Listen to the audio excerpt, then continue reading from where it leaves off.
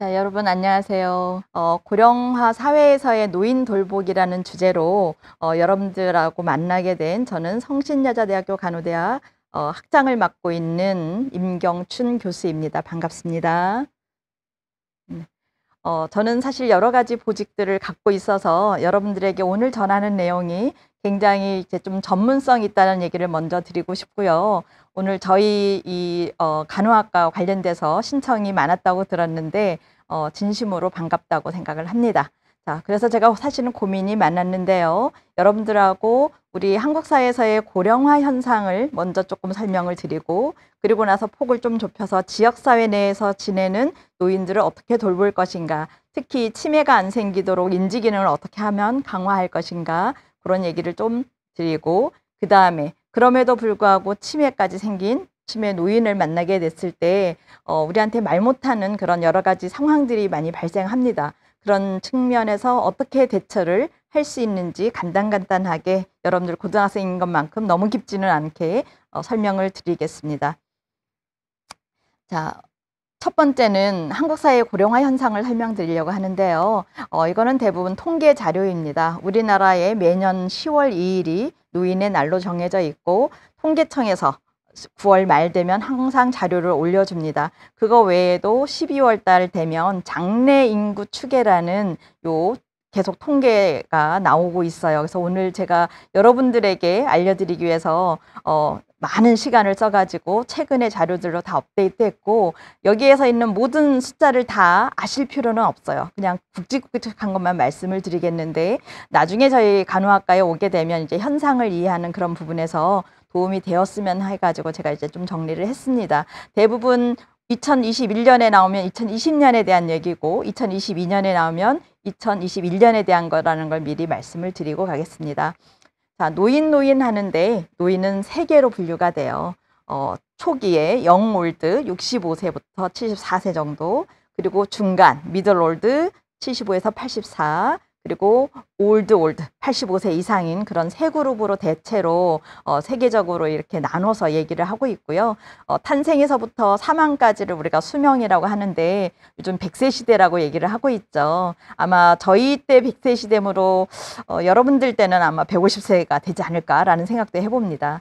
그러한 그 노인 인구가 많아지게 되는 현상들이 사실은 고령화라고 생각하시면 되는데, 전체 인구에서 노인 인구가 얼마나 차지하는가 이런 거를 현상적으로 볼 때 고령화라고 얘기하고, 지금 노인이 많아지는 사회가 되고 있어서 고령화 사회라고 얘기를 하고 있습니다.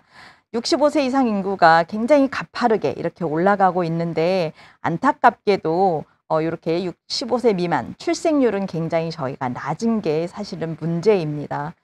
특히 이제 향후 10년을 내다보았을 때 베이비 부머 세대라는 사람들이 있어요. 저희가 6.25라는 전쟁이 1950년에서 53년에 끝났는데, 그때 이제 집으로 돌아오신 아빠들이 이제 계시니까 아무래도 아이들이 많이 태어났겠죠. 그래서 55년에서 63년에 태어난 분들이 굉장히 많은데, 이분들이 65세 이상의 인구층으로 이제 진입하기 시작하는 때여서 굉장히 노인 인구는 더 많아질 거라고 예측은 하고 있습니다. 고령화 사회가 된다는 얘기겠죠.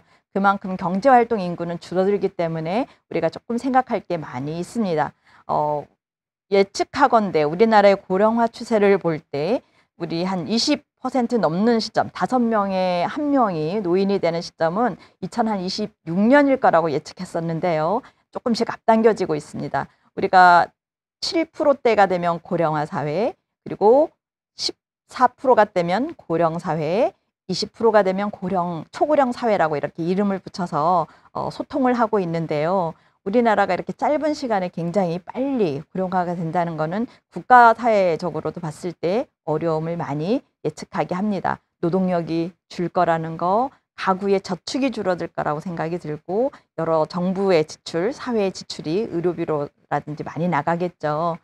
근로하는 분들은 점점 줄어들어요. 태어나는 분들이 적어지다 보니까. 그래서 근로 연령이 상승할 거라는 예측과 더불어서 노년기에 노인들만의 어떤 특성들을 갖고 있는 그런 현상들을 이해를 하고, 저출산이면서 고령화 사회가 되고 있는 거에 맞춰서 정책도 필요하다라고 얘기를 합니다. 특히 저축, 소비, 투자가 다 위축될 거라고 예측되기 때문에 경제 어떤 활력이 떨어지고 국가 경쟁력이 약화될 거라고 보아지는 게 우리가 생각해야 할 문제라고 하겠습니다. 자, 그러면 다른 나라들은 어떨까요? 궁금해졌지요.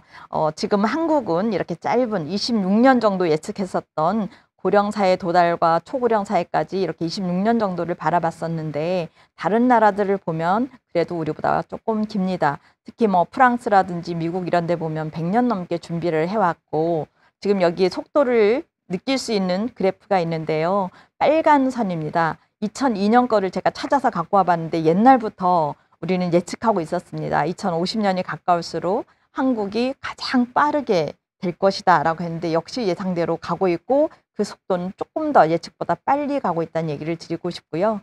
2014년에 합계 출산율이라고 하는데 여성 한 명이 낳을 수 있는 아이의 수를 통계적으로 보면 그 당시 1.21이었는데 조금 이따 말씀드리겠지만 지금은 0.84 이렇습니다. 그래서 인구 절벽 시대, 인구가 역전되는 시대인 거죠. 여러분들이 이런 공익 광고를 아마 보신 적이 있으실 겁니다.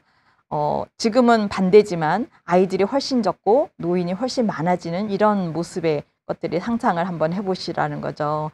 의료기술이 발달하고 있죠. 생활 수준도 향상되다 보니까 수명은 길어졌고 100세 시대 그래서 실제 60세, 65세에 은퇴를 하면 100세까지 한 30년, 40년, 인생의 한 3분의 1 이상이 노년기이기 때문에 이래 삶의 질에 대한 생각을 많이 하게 됩니다. 아이들이 왜 이렇게 안 태어나나? 여러분들 다 아시는 것처럼 우리 여성들이 사회 진출이 많아졌고 독신 비율이 늘어났죠.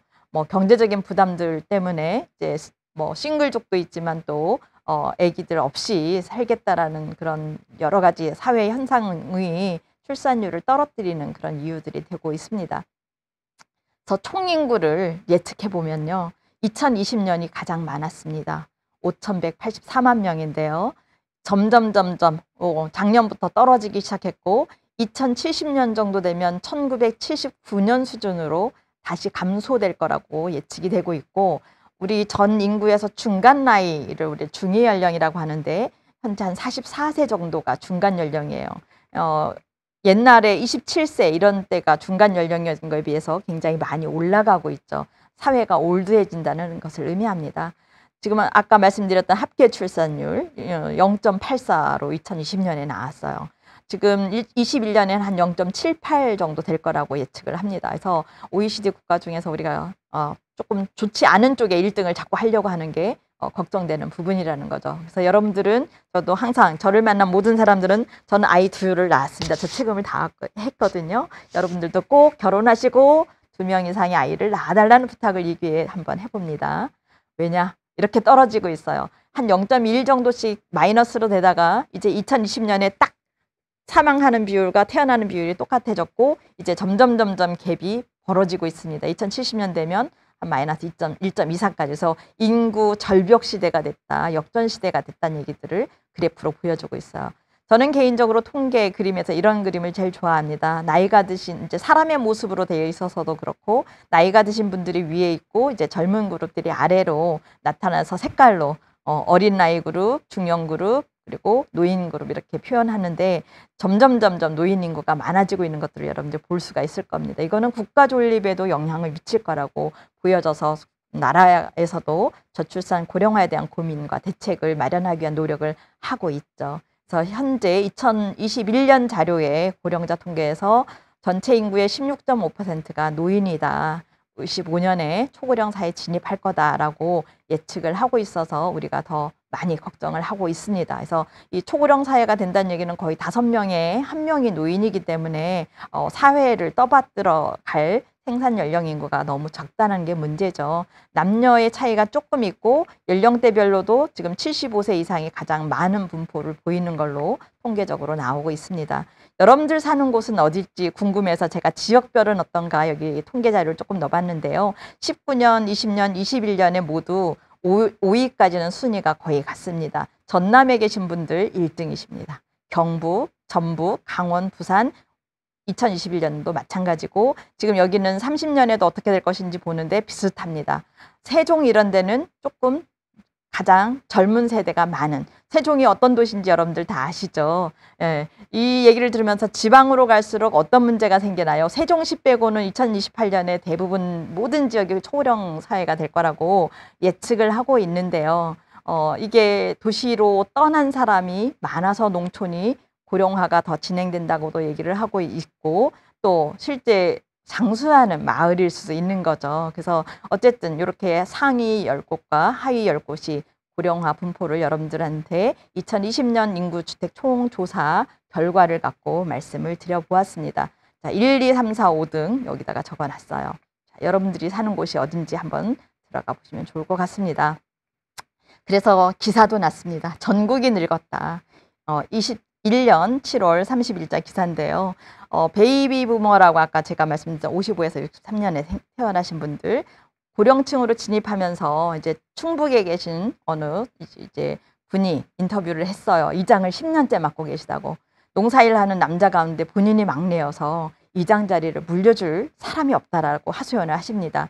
52가구가 사는데 78명이 계시고 대부분이 60세 이상이고, 이분은 젊었을 때는 초등학교가 5개 있었는데 지금은 폐교 위기다. 아기가 연마을에 태어났더니 모두가 잔치 분위기였다. 이렇게 얘기를 하고 있는 거죠. 그래서 이 현상이 바로 전국이 늙은 현상이라고 얘기하겠습니다. 자, 그러면 지역사회에서 이렇게 많은 어르신들이 계시고 이런 노인들이 있는데, 그분들이 우리는 다 성공적으로 본인의 노화를 잘 겪어냈으면 좋겠고, 가능하면 자기가 살던 곳에서 오래 지역사회에 계속 거주라고 표현했는데, 에이징 인 플레이스라고 AIP라고 줄여서도 얘기를 합니다. 이러기 위해서는 인지 기능이 강화되어야겠다라는 측면에서 저는 얘기를 여러분들에게 풀고 싶습니다. 실제 노화가 진행되고 있어요. 인생의 가장 마지막 단계이기도 하고, 우리나라 이제 65세 때부터는 여러분들 전철 타시면 저희 교수님 중에 한 분이 은퇴하시고 나서 말씀하시는데, 본인이 노인인 걸 인지를 못하다가 어느 날 전철을 타는 이렇게 딩동 이렇게 소리가 난대요. 그래서 경로 뭐 이러는 것 같다고. 그래서 내가 노인이 됐나 보다 이런 생각을 했다고 하셨던, 농담 반 진담 반 하셨는데, 그런 시기가 이제 노년기여서 이렇게 노화가 진행되는 거는 사람들마다 다 다르지만, 어떤 분은 뭐 70세인데도 불구하고 40세에 이제 생물학적인 나이를 가질 수도 있고, 개인차는 굉장히 많습니다. 본인의 유전적인 거, 생활 습관, 뭐 환경적인 요인들이 다 영향을 미치겠지만, 그러한 노화들이 다 진행되고 있다라는 거죠. 점진적으로 모든 조직의 세포에 일어나고 있기 때문에 이런 생물학적인 변화에 적응하면서 어떻게 살아갈 것인가를 우리는 생각해 보자는 거죠. 우리가 어디에 있다고요? 바로 2020년에 15.7, 2021년에 16.5%가 되는 노인이 많은 곳에, 고령화 사회에 살고 있고, 우리가 예측했던 거는 그래도 한 26년 정도 준비할 시간이 필요할 거라고 생각했는데, 다른 나라들보다 더 빨리 한 25년 만에 초고령 사회로 진입했기 때문에 더 빠르게 진입했고, 더 많은 준비를 빨리빨리 해야 하는 그런 어려움을 겪고 있다는 거죠. 최고속의 고령화 현상을 갖고 있어서 사회적으로, 지역적으로, 경제적인 측면에서 바라봤을 때 어려움들이 좀 있습니다.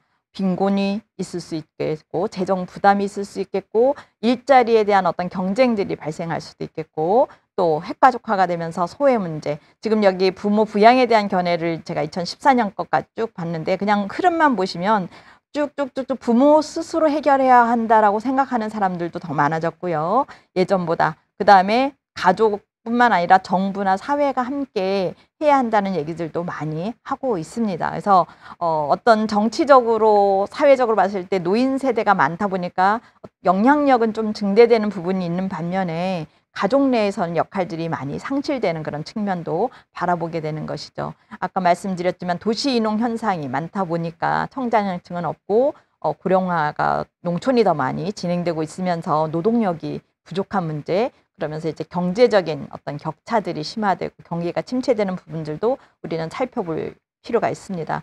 이러한 게 경제 성장의 둔화 현상으로 갈 것이라고 보아지고, 의료비라든지 복지 쪽으로 돈이 많이 들어가다 보니 우리 젊은 세대들이 겪는 부담은 많아진다는 거죠. 한편 실버 산업, 사실 실버라는 말이 굉장히 부정적으로 들려서 최근에는 고령 친화 산업이라는 말로 용어가 바뀌긴 했는데, 노인들만을 위한 어떤 산업들이 또 발달하는 그런 측면도 바라보게 됩니다.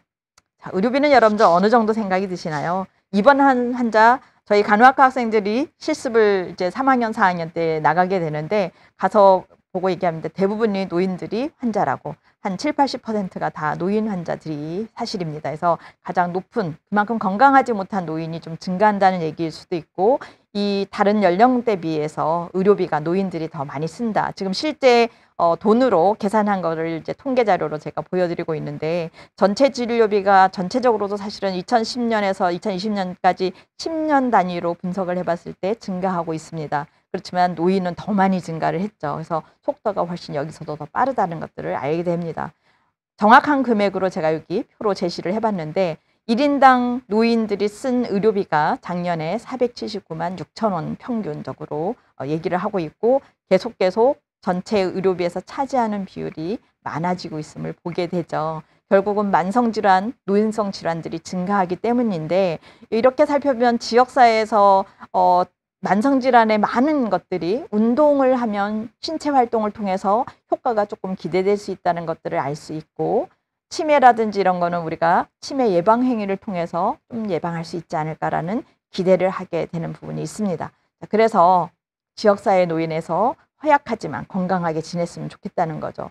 사실 저는 한국에서 이제 한 8년 넘게 간호사로 근무를 했었습니다. 그래서 서울대병원에서 그 중환자실과 병동에서 근무를 했었고 여기 내과병동은 이제 종양내과여서 화학요법을 이제 항암 치료한다고 하죠. 항암 치료 받으러 오신 분들이 하루 만에 와서 입원하시고 다음날 치료받고 나가시기도 하고 굉장히 단기적으로 입퇴원을 했었기 때문에 그 간호사들이 할 일이 사실은 행정적인 업무가 많아지니까 좀 많이 힘든 그런 곳이었는데 열심히 신경과 환자들도 봤었고요. 그러다가 제가 신경계 전문 간호사로 서울 아산병원에 이제 특채로 가게 되면서 사실 94년에 우리나라의 최초의 전문 간호사가 생겼고 8명이 전문 간호사로서 업무를 시작했는데 제가 이제 그 중에 한 명으로 업무를 시작했습니다. 서울 아산병원에는 현재 지금 100명이 넘는 전문 간호사들이 일을 하고 있고요. 최근에 혹시 뭐 관심 있는 분들은 뭐 PA니 뭐 이런 이슈들 이제 전문 간호사 영역이니 간호법 제정이니 이런 것들이 굉장히 이슈들이 많이 되고 있는데 뭐 그런 거는 다음 기회가 되면 언제 제가 또 얘기할 수 있을 것 같습니다. 한국에서 최초 전문 간호사인 만큼 제가 전문 간호사가 될 수 있었던 거는 이제 뭐 석사 학위를 갖고 있었고 경력이 있기 때문이지만 전문 간호사 교육 과정이 따로 있지는 않았었습니다. 그래서 제가 미국에서 박사를 하는 동안에 이제 노인 전문 간호사라고 합니다. GMP, Gerontological Nurse Practitioner. 그래서 전문 간호사까지 자격증을 취득하고 왔고 이제 박사 학위와 더불어서 많은 교수님들의 도움을 받으면서 이제 무사히 한국까지 박사 학위와 노인 전문 간호사 자격증을 다 갖고 올 수가 있었습니다. 실제 전문 간호사 과정은 이제 600시간 정도의 실습을 제가 진행을 했었는데요. 미국 저는 이제 캘리포니아주에 있었기 때문에 거기 간호사 자격증 그리고 여기 뭐 RN하고 NP라는 것만 다를 뿐이지 다른 건 다 똑같습니다. 이제 노인 전문 간호사 자격증까지 이렇게 받고 왔고 이분 같은 경우는 제가 카이저 병원에서 실습하면서 만난 분인데 본인이 인터넷으로 운동 처방사 자격증까지 받으면서 환자들을 어떻게 하면 좀 더 운동을 시키고 만성 질환을 좀 더 잘 관리할 수 있게 할 것인가를 고민하시던 또 멋진 분이셔가지고 여러분들하고 좀 공유하고 싶어서 사진을 넣습니다. 제가 전문 간호사가 됐을 때 뭐가 다르냐, 뭐 한국에서 전문 간호사를 처음 하다 보니까 궁금해서 제가 메이오 병원이라는 데 이제 신경계 전문 간호사가 잘 하신다는 얘기를 듣고 이제 연수를 가서 직접 어떤 역할을 하는지 보고 왔던 그런 경험들이 있습니다. 어쨌든 국내와 미국에서 이제 전문 간호사를 하면서 이제 봤던 거는 사실은 이렇게 만성 질환들 그리고 별로 깊지 않은 질환들은 대부분 전문 간호사들이 관리를 하고 있었습니다. 뭐 고혈압, 당뇨, 고지혈증 진단 내리고 이런 건 평소의 어떤 라이프 스타일을 바꿔야 되는 그런 것들이거든요. 그래서 그런 거와 관련돼서는 전문 간호사들이 관리를 많이 하고 있었고 실제 뭐 검사라든지 엑스레이 촬영이라든지 이런 것들도 하고 계셨습니다. 약물 용량을 조절해 줘야 되는 것들이 있어요. 제가 이제 신경계 전문 간호사였기 때문에 이제 뇌졸중이 오거나 이러면 다시 한번 또 그런 현상이 나타나지 말라고 저희가 이제 항응고제라든지 이런 약물들을 쓰게 되는데 그러면 매일 피 그 농도와 관리를 하면서 약물 조절을 해줘야 됩니다. 그런 것들이 전문 간호사들이 하고 있었어요.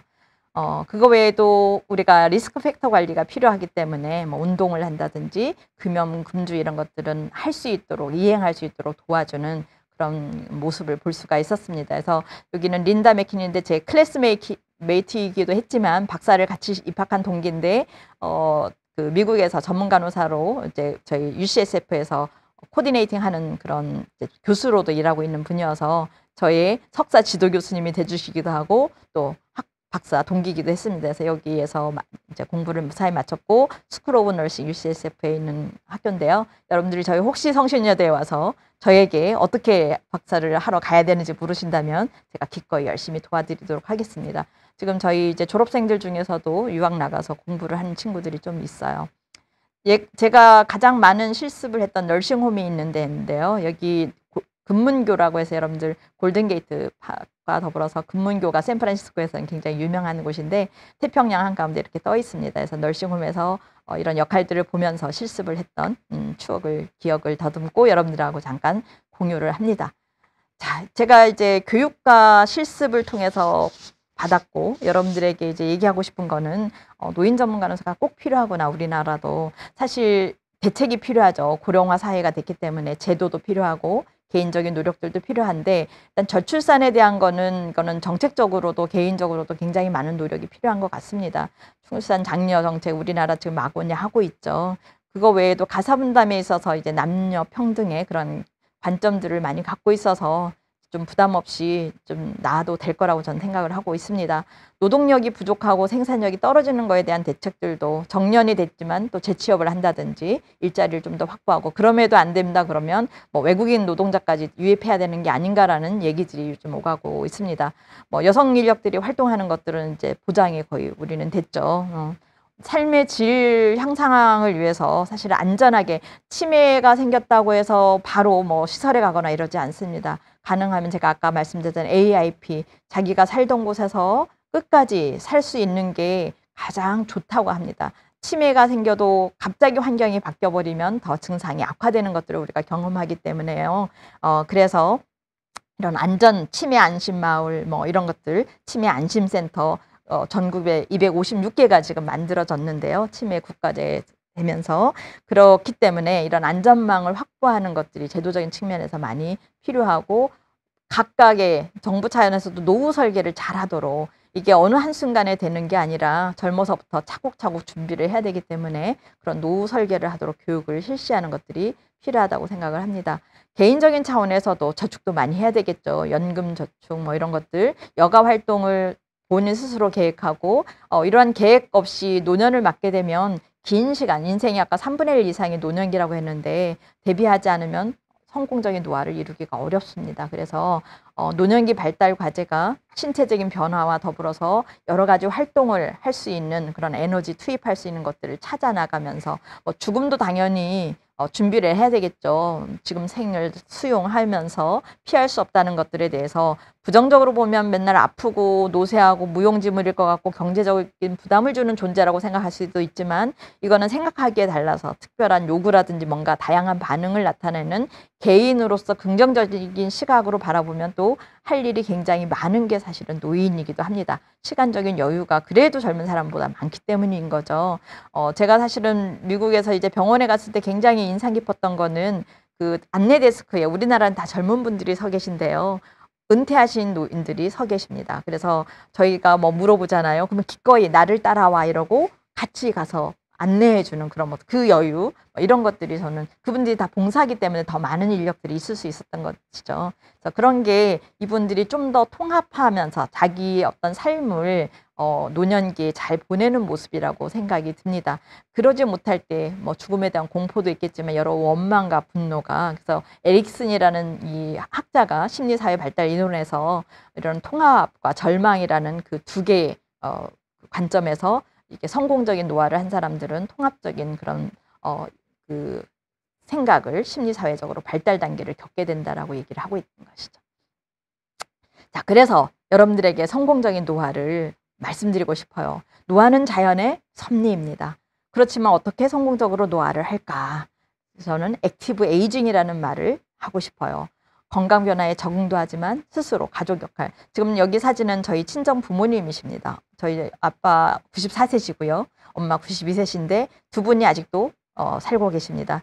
제 고향이 제주도여서요. 이제 제주도 배경으로 이제 찍힌 거긴 하지만 어쨌든 이렇게 두 분이서 또래들 저희 마을에서는 남자분 중에서는 저희 아버지밖에 살아계신 분이 안 계셔서 굉장히 외롭다고 얘기하십니다. 그래서 엄마와 더불어서 같이 두 분이 이제 살고 계신데 어쨌든 뭐 어떤 수입 구조도 아직은 이렇게 본인 걸 갖고 계시고 주변에서 돌아가시거나 이러면 그 가운데서도 또 적응하시면서 나름 통합적으로 살고 계셔요. 항상 말씀하시기는 그냥 자다가 갔으면 좋겠다. 그러니까 우리 노인들이 많은 분들이 얘기하십니다. 9988234 혹시 여러분들 들어보셨나요? 99세까지 팔팔하게 살다가 너무 아쉬우니 2, 3일은 조금 시름시름 앓고 죽었으면 좋겠다. 뭐 이런 거를 9988234라고 표현하거든요. 저희 부모님도 그런 얘기를 많이 하십니다. 나름 이제 적응하면서 성공적으로 질병과 장애가 물론 있죠. 더 생기지 않게 예방하려고 노력하고 있고 적극적으로 여러 가지 뭐 행사에 가족 행사에도 참여하시고 긍정적인 생각, 신체적으로 인지적으로 네, 건강하게. 그래서 저희 부모님은 뭐 하시냐고 여쭤보면 두 분이 손잡고 시조를 열심히 외우신다고 합니다. 그래서 건강한 노화, 최적의 노화, 생산적인 노화 잘 늙고 싶다. 뭐 이런 맥락에서 얘기를 하고 있지요. 자, 세계보건기구 WHO라고 합니다. World Health Organization. 그리고 미국 노화연구소 이런 데서는 질병과 장애가 없는 것 이상이다. 성공적인 노화라는 건 아까 잠깐 얘기했지만 사회 참여도 있어야 되고 인지기능, 신체기능 이러한 것들이 본인이 선택하고 노력하면서 이루어내는 모든 사람들은 독립적이기를 원합니다. 나의 독립성이 깨지는 순간 이거는 불편하다고 생각하거든요. 그래서 인생에 좀 더 적극적으로 참여하면서 신체 정신적인 건강이 좋아지기를 바라고 있는 게 모든 사람들이 원하는 내용이에요. 그래서 건강한 노후, 치료보다는 우리는 그렇지만 예방을 먼저 문제가 생기고 나서 치료하기는 훨씬 어렵다는 걸 경험합니다. 그래서 예방에 초점을 두고 좀 더 프로덕티브하게 취업을 할 수도 있죠. 여가 활동을 즐길 수도 있습니다. 자원봉사 활동하는 거 아까 제가 은퇴 후에 이제 병원에서 안내 데스크 얘기 드렸지만 사실 그 병원 아니어도 지역사회에서도 그 아이들이 초등학교 앞에 왜 항상 그 교통 지킴이를 해주셔야 되잖아요. 부모님들이. 그럴 때 저는 저희 아이들이 클 때 저는 이제 대전에서 좀 키웠는데 그때 이제 할아버지께서 항상 그 길은 딱 내가 담당해가지고 요 길은 내가 안전하게 아이들을 건네주겠다라고 하시는 분이 계셨어요. 그럴 때 저는 너무 감사한 거죠. 예, 그렇게 자원봉사 활동이라든지 통합적인 노후, 세대 간, 사회 구성으로서 역할을 할 수 있는 그런 부분인데 지금 여기 보시면 할머니가 아이들한테 책을 읽어주고 방송을 하고 댄스를 하고 이게 세대 간에 통합하는 모습일 수도 있죠. 만약에 할아버지라면 할아버지들은 이제 한자를 굉장히 잘하세요. 지금 할아버지 세대는 한자 공부를 했기 때문에 그러면 아이들한테 한자를 가르쳐주면 아이들은 할아버지한테 뭐 가르쳐 드릴까요? 스마트폰이라든지 컴퓨터라든지 뭔가 정보를 할 수 있는 여러 가지 특히 요즘 이제 코로나가 되면서 웬만하면 스마트폰이 없으면은 굉장히 어려움이 있죠. 휴대폰으로 뭔가를 많이 하기 때문에 그런 것들을 알려드는 그러면서 서로 소통할 수 있는 기회가 되면 좋겠다라는 생각을 하는 거죠. 굉장히 성공적인 노화를 이룬 최고령 간호사가 있어서 여러분들에게 소개를 하고 싶어요. 이제 제가 조사해 보니까 96세인 작년 7월 16일 마지막 근무를 하셨다고 하는데 막 90세의 생일 맞았다고 이렇게 오음 방송에 이제 나고 계속 신문에 났던 그런 분인데요. 제가 영상을 한번 이분의 모습을 잠깐 보여드립니다. 여러분들 소리 잘 들리시나요?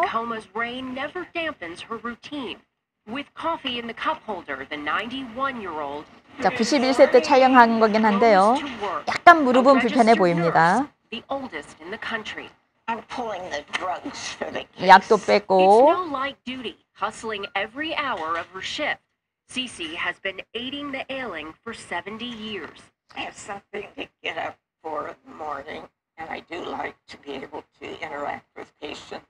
아침에 일어나서 환자들하고 이렇게 소통하는 거 좋아하고 뭐 도와줄까 생각한대요.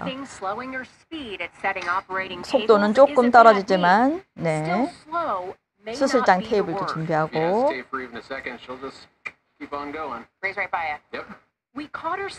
이메일도 체크하십니다. 스낵도 같이 먹고 네, 커피도 만드시고 굉장히 액티브하죠. puts us in our place, and we usually listen. But none is applied for this one. She's been in hospitals as long as penicillin. Here's her 1946 graduation at Tacoma General. I went to school here. 이렇게 The very same 영했던 hospital where she works today. 간호사였는데 We were paid $30. Wow. Scaling back work to just 2 days a week, Cece 주 has lost 2 husbands to cancer and an adopted son. 2회 But she's 예. never lost the longest love of her life. 네. I just feel very honored that they'll still let me work. 네. Caring for others, perhaps the best prescription for a full life. 네. Katie Beck, NBC News, Tacoma, Washington. 미국이기 때문에 아마 좀 가능한 거긴 하지만 주 2회 수술장 간호사로 일했었고 이제 코로나가 되면서 걱정되니까 이제 조금 근무를 안 하다가 작년에 이제 7월 16일자로 완전히 그만뒀다고 하는 내용이었습니다. 그래서 여러분들도 우리 때는 어쩌면 더 길게 일해야 될지도 모르는데요. 인지 기능이 유지만 되면 문제 없더라. 약간 무릎은 조금 불편해 보이지만 조금 속도를 천천히 한 대신에 조금 더 많이 하면 될 거라고 생각을 합니다. 그래서 보건복지부에서는 이렇게 치매 예방 수칙 이래가지고 333 뭐 이런 거를 좀 정리해서 즐길 것, 운동, 식사, 독서는 즐겨라. 참아라. 술 마시지 말고 담배 피지 말고 뇌 다치지 말게 조심해라.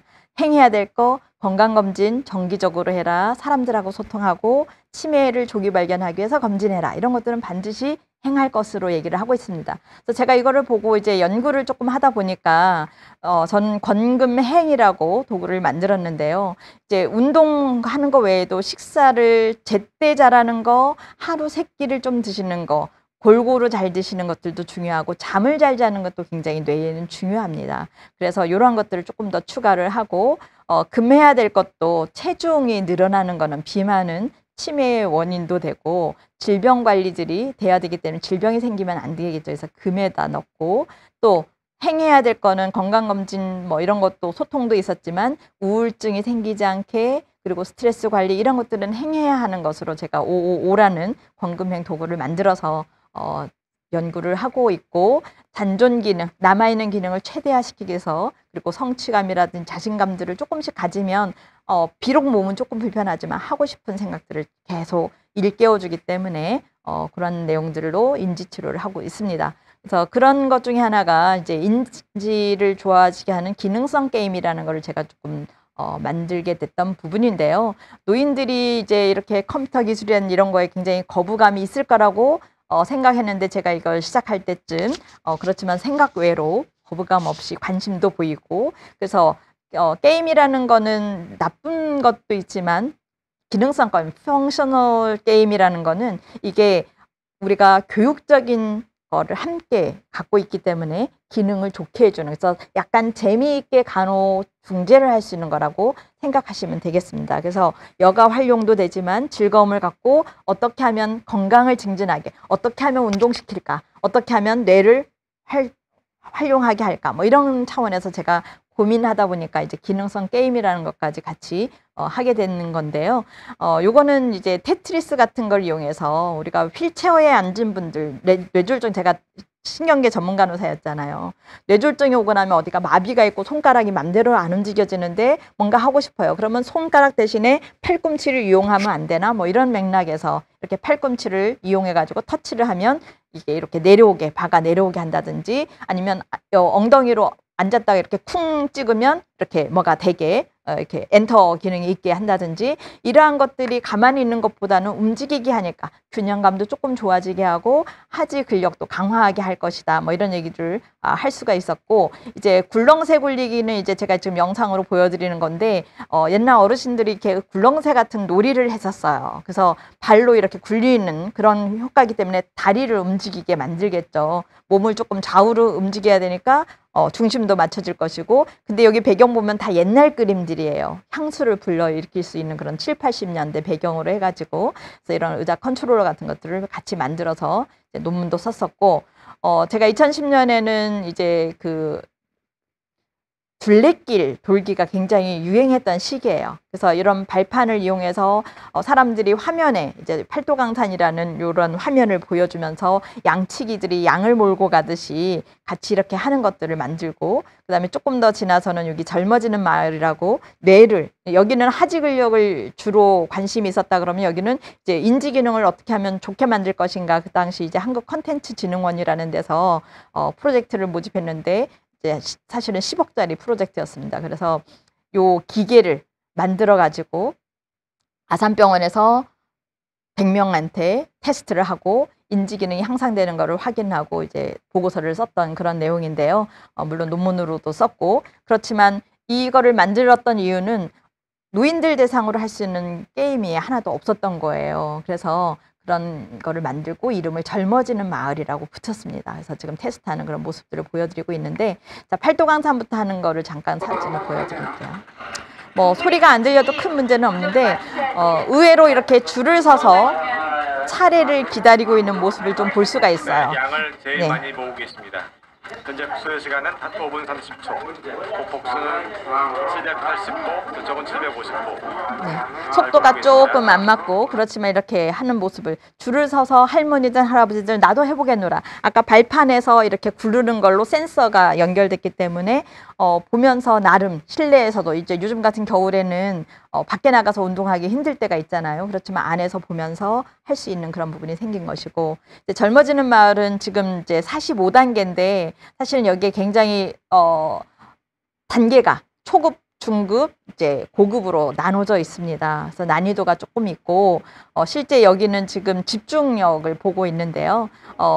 여기 빨간색이 불이 들어오면 빨간색 버튼을 눌러야 되고, 초록색이 들어오면 초록색 버튼인데 노란색 버튼은 주황색 불이 아니에요. 이때는 화살표일 때. 그래서 생각을 해야 돼요. 너무나 당연하게 생각해서 노란색 나왔다고 노란색 눌러버리면 에러인 거죠. 그런 식으로 집중하면서, 자, 버튼을 여러분들 한번 보시겠어요? 색깔이 굉장히 화려하죠. 노인이 되면 초록색, 파란색, 보라색이 하나의 색깔로 보인다고 합니다. 그래서 신호등 색깔처럼 선명하게 구분되게 이렇게 배치도 했고, 손녀 내지는 손자가 나와서 잘하면 잘했다고 막 칭찬도 해드리고 그런 모습을 보여드리고 있어요. 그래서 노인이 봐야 되기 때문에 화면도 크고 터치도 가능하고, 그렇지만 버튼도 커서 얼른 눈에 보이게. 근데 단점은 뭘까요? 기계를 켜고 이런 거가 젊은 사람이 조금 있어야 돼서 실제 제가 노인복지관이라든지 서울시에 25개구가 있는데 10억을 들여서 이렇게 만들어가지고 하나씩 다 뿌려놨거든요. 한 5년 정도 지나서 어느 만큼 사용되고 있나 한번 제가 다 돌아다 봤는데 어떤 데는 이렇게 3개씩 있는 거예요. 그 얘기는 뭘까요? 다른 데 2개가 여기 왔다는 거죠. 제가 왜냐면 25개만 만들었거든요. 그 얘기는 뭐냐? 어디선가는 이게 젊은 사람들이 자꾸 켜야 되고 뭐가 문제가 생기면 가서 돌봐드려야 되니까 만들어놨지만 사용하기가 힘들어진 게 된 거예요. 한 달은 이 회사 직원이 와서 지켜줬는데 뭐 어느 정도 됐겠다고 생각하고 이제 회사로 돌아갔죠. 그리고 나서는 이제 복지관의 직원들이 해야 되니까 그게 어려움이었던 거예요. 자, 그래서 이분들한테는 그럼 어떻게 3개를 운영하시냐고 제가 여쭤봤겠죠. 대답은 뭐였을까요? 노인이 노인을 케어하는, 이런 걸 우리는 노노 케어라고 하는데 65세 이상인 된 분들 중에서도 이런 것들을 핸들링을 잘 하시는 분들이 계신 거예요. 그분들한테 이거를 담당하시게 해서 하고 있다고. 그러니까 우리가 머리를 생각하고 고민하고 뭔가 방법을 찾으면 다 있더라라는 얘기를 하고 싶습니다. 이렇게 지금 기억력 테스트를 이건 하고 있는데 지금 이제 동양화 놀이를 하고 계시죠. 매칭해가지고 가져가는 그런 것들을 기억했다가 하는 것들을 보시면 되겠습니다. 자, 그래서 우리나라는 저출산 고령사회 기본계획이라는 거를 하고 있고 21년부터 25년까지 4차, 이제 작년에 1차가 시작됐는데 노인들에게 어떻게 하면 능동적으로 건강하게 살아가게 할 것인가, 그런 사회를 만들기 위해서 굉장히 노력하고 있고, 지역사회에 계속 거주하기 위해서 에이징 인 플레이스, 에이지 프렌들리 인 프랙티스 뭐 등등으로 이름을 붙이면서 존엄하게 삶을 마무리하려고 굉장히 노력하고 있고, 어떤 신중년의 베이비부모들이 품격 있으면서도 활기차게 일을 하고 사회 참여할 수 있는 그런 준비들을 하려고 굉장히 노력하는 가운데 평생교육이라든지 직업훈련이라든지 노인대학이라든지 이러한 것들이 하고 고령치나 산업들이 발달하고 있는 거라고 여러분들에게 정리를 해드릴 수가 있는 것 같습니다.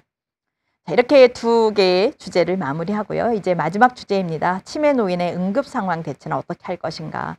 자, 이렇게 사회에서 노력하고 있고 지역사회에서 건강하게 만성질환이 생겨도 본인이 관리하면서 독립적으로 살게 지냈는데 그러다가 어느 순간 치매는 누구에게나 올 수가 있는 부분이어서 치매가 생겼어요. 근데 어떤 상황인지 설명도 못하고 이럴 때 우리가 알아채서 할 수 있는 것들을 잠깐 말씀드려보려고 합니다. 자, 들어가기 전에 여러분들 혹시 지식적으로 어떤지 한번 볼까요? 자, 1번 두뇌 운동으로 예방할 수 있다고 과학적으로 증명되었다. 어떻게 생각하시나요? X와 O. O?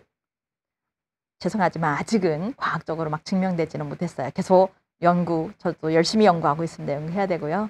치매 환자가 질병이 심해질수록 낙상하기 쉽다. 이건 어때요? 이거는 맞습니다. 예. 본인의 몸을, 그래서 제가 아까 기능성 게임을 이용해서 하지 근력을 강화하고 막 이런 것들을 신경을 쓰는 거죠. 24시간 지켜봐야 할 상태가 마지막에는 될 것이다. 맞습니다. 와상 상태에 빠지게 됩니다. 그래서 간단히 한 번에 한 개씩 지시를 주면 치매일지라도 잘 해낼 수 있다. 여러분들 어떻게 생각하세요? 맞아요. 그래서 시간을, 우리가 마음이 바쁘고 그러지만 시간적인 여유를 주고 할 수 있도록 도와줘야 되겠습니다. 치매 환자는 대부분 시설에 거주한다. 이건 여러분들 대답할 수 있을 것 같아요. 제가 AIP 강조했죠. 아니기 때문에. 그렇습니다. 자, 예방할 수 있는 처방약이 있다. 아직은 없습니다. 다만 조금 천천히 진행되라고 에리셉트라는 이런 것들을 많이 먹고 있는데 그거는 예방하는 거라기보다는 치료자기보다는 조금 천천히 진행되라고 하는 것이죠. 자, 그런 측면에서 이제 치매 유병률도 노인이 많아지니까 당연히 2019년에 보고서에 따르면 75만 488명이더라. 10명에 1명은 치매더라라고 얘기하고 있는데 65세 기준으로 연령이 5세 증가하면 빈도가 2배 증가한다. 그래서 나이가 많을수록 치매가 더 많아진다. 요즘 85세 이상이면 4명에 1명은 치매다라고 얘기를 합니다. 그래서 점점 이것도 가파르게 올라가고 있어요. 2024년에 100만 명을 넘을 것이고 지금 2020년에 84만 명 정도인데 벌써 1년 사이에 19년하고 20년 사이에 한 10만 명 정도가 느는 그런 모습을 보게 되잖아요. 그래서 계속 예측이 되고 있습니다.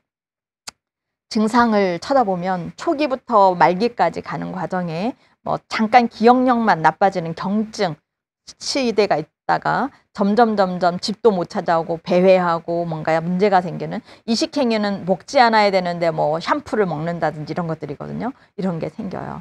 그러다가 완전히 말기쯤 되면 움직임이 없어지고 와상 상태가 되는 인지 기능이 뭘 줘도 숟가락을 들였는데 이거를 밥을 먹을 줄을 모른다든지 이런 것들이. 그래서 머릿속에 마치 지우개가 있는 것 같아요. 그래서 지워지고 있고 성격적으로 좀 변화들이 있는데요. 어떤 분들은 마치 가면을 쓴 것처럼 이렇게 평소에는 곱게 계시다가 갑자기 막 폭력을 행사한다든지 이런 일들이 생깁니다. 그래서 치매 위험 인자들이 굉장히 많은데요. 이런 게 그래서 다 관리해야 된다는 그런 맥락으로 설명을 드릴 겁니다. 근데 이러한 치매 노인이 와상까지 가게 되면 이제 내가 어디가 아프다, 뭐가 불편하다 얘기를 잘 못해요.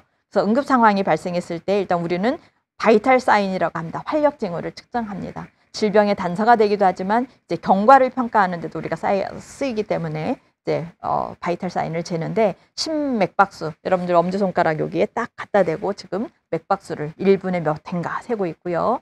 혈압을 잴 수 있으면 혈압도 재고 호흡, 체온도 재게 됩니다. 호흡 같은 경우는 가슴 쪽을 쳐다보면서 움직임을 눈으로 보면서 1분에 몇 회인가도 세기도 하고 어떤 때는 또 안 느껴질 때도 있어요. 그러면 귀 가까이 갖고 와서 듣기도 해봐야 되겠고 숨결이 내 뺨이나 이렇게 귓볼에 솜털들이 이렇게 움직임을 일으키는지 이런 걸 느껴보면서 호흡수를 확인해야 되는 것이죠. 응급처치를 해야 하는 상황이 발생할 거라고 보아집니다. CAB라고 하는데요. CPR, 응급 심폐소생술인데 가슴 압박, A, 에어웨이 오픈, 기도 개방, 그리고 숨 쉬는 거, 브리딩 확보입니다. 그래서 모든 것들에 이제 가슴 압박을 하고 이물질이 있는지 확인해서 딱 이물질만 제거해도 호흡이 자발적으로 돌아오는 경우들도 있어요. 그럼에도 불구하고 안 된다 이러면 이제 우리가 인공호흡을 해줘야 되겠습니다. 기도 유지를 위한 거 외에는 대부분은 목을 다치거나 이럴 때 움직이지 않는 것을 원칙으로 해서 CAB를 가겠습니다. 이런 것들을 심폐소생술이라고 해서 뇌하고 심장은 굉장히 중요해서 피 공급이 조금이라도 안 가면 문제가 심각하거든요. 그래서 CPR, CPCR 여러분들 병원에 가면 코어드블루 CPR, 뭐 CPCR 이렇게 막 뜰 거예요. 이런 것들이 이제 어느 만큼의 의료진들이 달려와라 하는 사인들을 보내주는 거거든요. 뇌하고 심장으로 산소와 혈액을 공급하는 것들입니다. 자, 가슴 압박을 해야 하는데요. 이때는 이렇게 90도로 우리의 몸이 바짝 환자 옆에 붙을수록 편안하고요. 밑에 단단한 거 깔고서 90도로 손을 우리 손꿈치라고 하는데 여기를 딱 갖다 대고 분당 100에서 120회 정도 속도로 빨리 30회 압박을 가합니다. 한 4, 6cm 깊이로. 그래서 수직으로 해야 힘이 제대로 주어지고 양쪽 젖꼭지 중간에 손꿈치를 갖다 대고 압박을 하는 것을 보게 됩니다. 자, 그러는데 호흡이 없다고 느껴지는 순간은 이제 기도를 유지한 상태에서 호흡을 우리가 넣어줘야 되겠어요. 가슴이 부풀어 오르는지 보면서 2번 정도. 우리 폐는 편안하게 숨 쉴 때 한 500cc, 여러분들 물병 500cc 정도 아시죠? 그 정도의 공기가 들어갔다 나왔다 하기 때문에 그 정도의 볼륨을 집어넣는다는 생각으로. 그 대신 코를 막아야 되겠습니다. 밖으로 나와버리면 안 되니까. 그래서 집어넣어주고 가슴이 상승됐는지 확인하고, 그리고 자기 호흡이 다시 왔는지 보면서, 이게 없으면 다시 흉부 압박하고 또 다시 인공호흡을 하면서 반복이 되는 거겠죠. 심폐소생술을 요약해 드려보면 처음에 의식이 있는지, 의식이 본인이 할 수 없는 상황이란 빨리 신고 119 불러놓고 내가 할 수 있는 거 가슴 압박 90도로 해서 하고, 기도 확보됐는지 확인해서 공기 본인 호흡이 없다면 인공호흡을 2번 넣어주고, 그리고 이러한 것들이 반복하고 나서 필요하다면 자수동 제세동기를 이용해서 심장에 쫙 전기를 보내줘가지고 살아나게 도와주는 것들이 심폐소생술이라고 하겠습니다. 제가 뭐 아주 간단하게 얘기했지만 여러분들이 이제 나중에 오시게 되면 또 교육을 받게 될 것입니다. 또 출혈이 있을 수가 있어요. 네, 그러면 꺼즈를 멈출 때까지 딱 대고, 심장이 여기 있고 팔이 있기 때문에 심장의 중력에 의해서 자꾸 내려보내는 것보다는 심장보다 높이 해서 조금 심장 쪽으로 피가 가고 내 다친 팔에 덜 가도록 하는 그런 자세를 취해주는 게 필요합니다. 이러다가 여기가 잘 안 멈춰요. 그러면 저 위에 있는 상완에 있는 위쪽에 있는 동맥, 심장 쪽에 가까운 쪽의 동맥을 압박하는 것도 하나의 방법입니다. 그럴 때 깨끗한 수건 옷, 내가 뭐 꺼즈가 없다고 못 누른다 이거 아니라는 거죠. 출혈을 최소화하는 게 우선순위이기 때문에 비록 좀 덜 깨끗하더라도, 소독되지 않았더라도 눌러주는 것을 먼저 하겠습니다. 그런 것들을 우리가 지혈 방법이라고 하는데요. 이렇게 직접 압박, 피나는 데를 직접 압박하거나 아니면 위를 누르면서 간접적으로. 이거는 가장 하지는 않는데 진짜 방법이 없을 때 이렇게 지혈대 같은 거를 이용해서 하기도 합니다. 상처 부위에 이제 꺼즈를 대고 압박을 직접 해주는 경우도 있고, 이렇게 붕대를 감고 있는 경우들도 있는데, 이렇게 붕대를 딱 감아버리면 또 손끝까지 너무 세게 감거나 이러면 또 피가 안 통하는 경우가 있어서 말단부에 맥박이 뛰는지, 충분히 피가 가고 있는지 이런 것들도 확인하게 됩니다. 치매가 생기면 내가 목말라 이런 얘기를 잘 못해요. 근데 노인들은 많이 약을 먹고 이러다 보니까 입안을 이렇게 딱 열어보면 건조한 거, 마른 거, 입술이 이런 것들을 확인할 수가 있어요. 또 하나 볼 수 있는 건 소변 색깔입니다. 여러분들 소변 색깔은 약간 노란색, 볏짚 색깔이라고 얘기하는데 이러한 것들이 좋은 색깔이에요. 진할수록 뭔가 이상한 거예요. 피 색깔은 더더구나 안 그렇고, 그래서 이런 소변 색깔을 통해서 탈수 정도를 알 수 있거든요. 입안.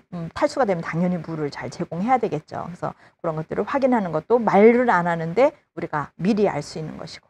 통증은 어떨까요? 어디가 아파요? 사실 노인들이 잘못하다가 어디 쿵 부딪혔는데 그게 뼈가 약해지면서 골다공증이 있는 분들이 많다 보니까 부러지는 경우들도 있어요. 어떤 분은 기침을 했는데 부러지기도 해요. 그런 경우, 나 아프다라는 얘기를 잊어버렸어요. 말을 잊어버린 경우가 많거든요. 우리는 그분의 표정을 보면서 괜찮네. 이런 분들은 괜찮지 않아 보이죠. 예, 표정을 보고서도 통증을 확인할 수가 있겠습니다.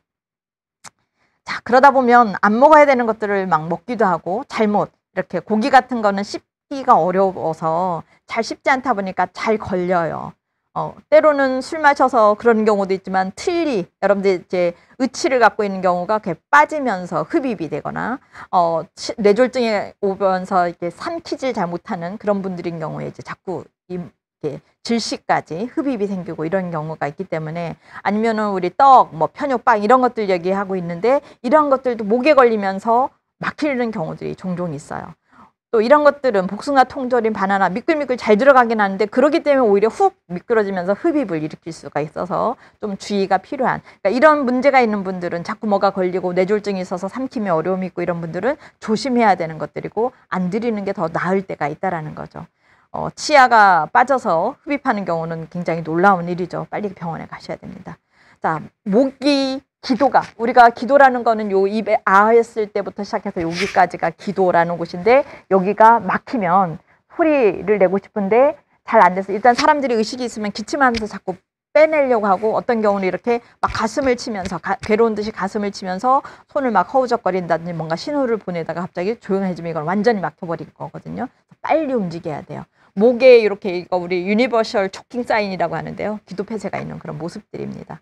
자, 이런 경우가 있을 때 이물질을 제거해 주는 게 필요한데요. 이거는 좀 숙련된 사람들만 할 수 있는데, 제가 사진을 다 드리진 않은 거는 이제 저작권 뭐 이런 것 때문이라는 거 미리 양해 구하고요. 손가락으로 넣어서 내가 완전히 빼낼 수 있다 그러면 자신 있으면 하셔도 됩니다. 저 같은 경우는 할 수가 있는데, 여러분들 만약에 안 된다 그러면 그냥 기침해서 빠져나오게 도와드리는 것들이 도움이 되겠습니다. 그리고 앞으로 구부리기 해서 등을 두들겨 주는 것도 방법이고, 아니면 하임리라고 해서 다리 사이에 딱 발을 걸쳐 놓고 위로 치면서 올라오게 하는 방법들. 이러고 저러도 안 나올 때는 빨리 구급차를 부르는 게 맞습니다. 그래서 누워있는 상태에서도 할 수 있고, 앉아서도 할 수 있고, 밀어내기도 할 수 있고, 다양한 방법에서 이물질을 배출할 수 있는데요. 일단 의식이 있는 상태라면 살짝 부분적으로만 폐쇄된 경우는 기침에서 뱉어내게 할 수 있는 것들이 가장 좋을 것이고, 산소 주면서 보면 되겠고요. 의식이 있는데도 완전히 막혔다, 이거는 하임리로 해서 위로 보내줘야 됩니다. 이럴 때는 내가 몸을 만져야 되니까 허락을 먼저 구하시고, 대상자가 앉거나 선자세에서 등 뒤에서 이렇게 껴안듯이 감싸 안고 상복부에 손을 매서 쫙 위로 급격하게 압박을 힘껏 해줘야지 이게 튀어나오게 되는 것들을 봅니다. 아마 동영상으로 여러분들 이렇게 많이 봤을 거예요. 근데 손이 가는 위치가 여기 검상돌기라고 해서 뼈가 있는 곳이어가지고요. 그쪽에 골절이 될 위험이 조금 있는데, 죽는 것보다는 그래도 골절되는 게 낫다고 자신 없어 좀 저는 하라고 합니다.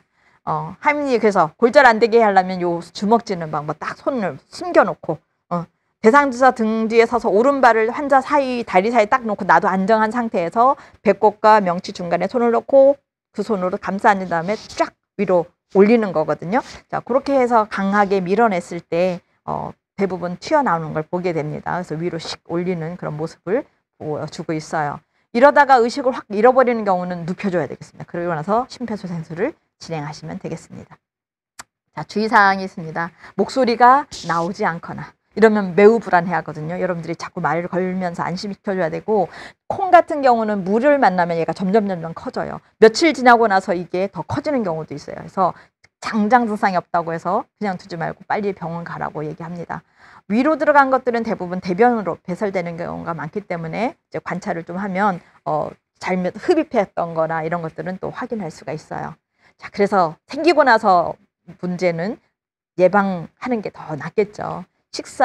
식사할 때마다 치아 상태에 따라서, 그래서 우리가 갈아서 주는 반찬도 있고, 썰어서 주기도 하고, 잘게, 그러니까 이빨 상태에 따라서 분명한 것은 식사를 제공해야 된다. 뼈 같은 걸 미리 발라주고, 콩 과자 이런 것들은 가능하면 피하는 게 맞을 것 같고, 앉지 못하는 사람들이 있어요. 그러면 침대를 올려서 상체를 조금 세운 상태에서 식사를 그래도 하는 게 좋겠고, 수분을 적당히, 너무 물은 오히려 또 사례가 잘 들리거든요. 그래서 일부러 물을 끈덕끈덕하게 만드는 이제 그런 방법들을 쓰기도 해요.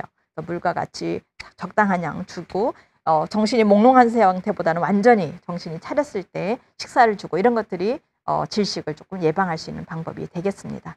자, 요약을 드려보면, 의식이 있다 그러면 어디가 아픈지 조금 물어보고, 손가락으로 가리키라고도 해보시고, 그 아프다고 하는 데는 가급적이면 손대지 않는 게 좋겠습니다. 응급 상황이라고 생각되면 내가 자신 없으면 빨리 119 신고하는 게 좋겠고, 갈 때 약을 본인이 쓰고 있었던 약이면, 특히 이제 항고제 같은 경우는 이제 피가 잘 지혈이 안 되고 이런 일이 발생할 수 있거든요. 병원으로 약을 갖고 가게 하는 게 좋겠고, 머리에 베개라든지 담요를 덮어주면서 편안하게 해주는 게 좋은데, 만약에 목이나 척추, 이제 자동차 사고라든지 뭐 어디서 떨어졌다는 이렇게 목이나 척추 이런 걸 다칠 수가 있거든요. 그때는 절대 움직이면 안 된다라는 거. 사망했다고 단정 짓지는 말자는 거. 인근 응급실로 빨리 모셔가는 것들이 도움이 되겠다라고 정리를 해드릴 수가 있습니다. 자, 여러분들은 지금 주인공이 돼서 본인의 삶을 살고 계십니다. 소중한 나를 위한 투자. 계란이 병아리가 되는 게 좋겠지요. 예, 이렇게 깨져서 프라이가 되는 것보다는. 그래서 적극적으로 변화를 하시는, 그리고 지금 현재 나우 건강 유지, 코로나 상황에서도 여러분들 건강 유지하면서 공부에 진정으로 즐기면서 카르페 디엠이라고 하죠. 즐겨라 라고 얘기하고 싶고, 노인들은 여러분들 지금 같은 나이를 다 거친 청년의 미래이고, 여러분들은 우리 노년기의 또 과거이기도 합니다. 서로 불가분의 관계라는 걸 말하고 싶어요. 그래서 오늘 제가 고령화사회에서 노인 돌보기라는 주제로 말씀을 드렸는데, 여러분들이 이제 너무 지루하지 않았었으면 좋겠고요. 여러분들 진로는 물론 여러분이 결정하고 간호학과에 와서 간호계의 울타리 안에서 만나면 더 좋겠습니다. 여러분들의 목표를 향해서 한 걸음 한 걸음 잘 걸어 나가시기를 바랍니다. 경청해 주셔서 감사합니다.